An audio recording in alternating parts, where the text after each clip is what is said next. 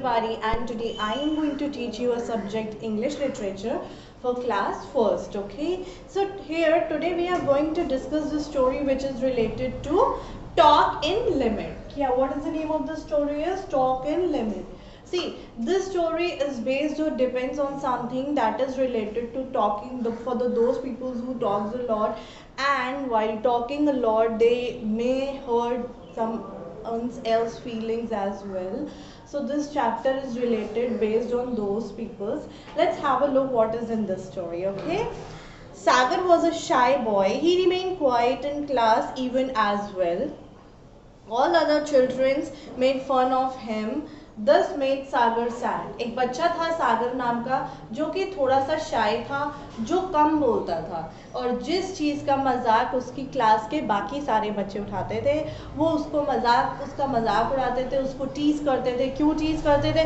क्योंकि वो ज़्यादा किसी से बात नहीं करता था, वो ज़्यादा किसी से बोलता नहीं था और लोगों से कम बात करना पसंद करता था. यही देखकर बाकी के जो बच्चे जो बहुत ज़्यादा बातचीत करते थे, जो बहुत बोलते थे, वो उसका मजाक उड़ाते थे. And this things make Sagar feel very sad. और ये चीज़ें उसको बहुत ही उसको बुरा लगता था, उसको बहुत ही सैड करती थी. सो सागर थॉट ओवर इट. उसने इन सारी चीज़ों के बारे में सोचना स्टार्ट किया. For a few days and went to speak to his teacher. काफ़ी समय तक वो इन सारी चीज़ों के बारे में सोचता रहा. क्या सोचता रहा? वो यही सोचता रहा कि कुछ लोग होते हैं, अगर मैं कम बात करता हूँ, अगर मैं कम बोलना पसंद करता हूँ, तो क्या this is the disadvantage of my self? क्या ये मुझ में किसी प्रकार की कोई कमी है जिसकी वजह से लोग मेरा मजाक उड़ाते हैं? क्या ज़्यादा बोलने वाले ही वैल्यूएबल होते हैं? क्या उन्हीं को वैल्यू दी जाती है? क्या ये उनका एडवांटेज होता है? उसने सारी चीज़ें सोची and then he have a lot of questions in his mind and he went to his teacher. वो अपनी टीचर के पास बात करने के लिए गया. उसने क्या कहा? Ma'am is there any good in talking a lot? उसने बोला मैम क्या बात करना बहुत ही अच्छी बात होती है क्या? The teacher smiled and said. Teacher ने जैसे ही उसका क्वेश्चन सुना, teacher would understand that what he is trying to ask, और उन्होंने हंसते हुए बोला toads and frogs croak night and day but no one pays any attention to them. Teacher ने उसको एक एग्जाम्पल दिया कि मेंढक जो होते हैं वो बहुत ही ज़्यादा रात पे टर टर करते हैं, वो चीखते चिल्लाते रहते हैं, मगर कोई भी उनकी आवाज़ पर ध्यान नहीं देता है. No one wants to pay attention, right?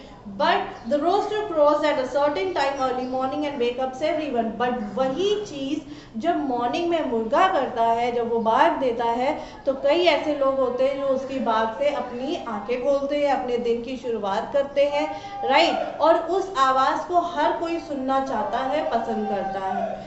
Saying this, the teacher smiled at her student and said, "This proves that no good comes out of talking a lot."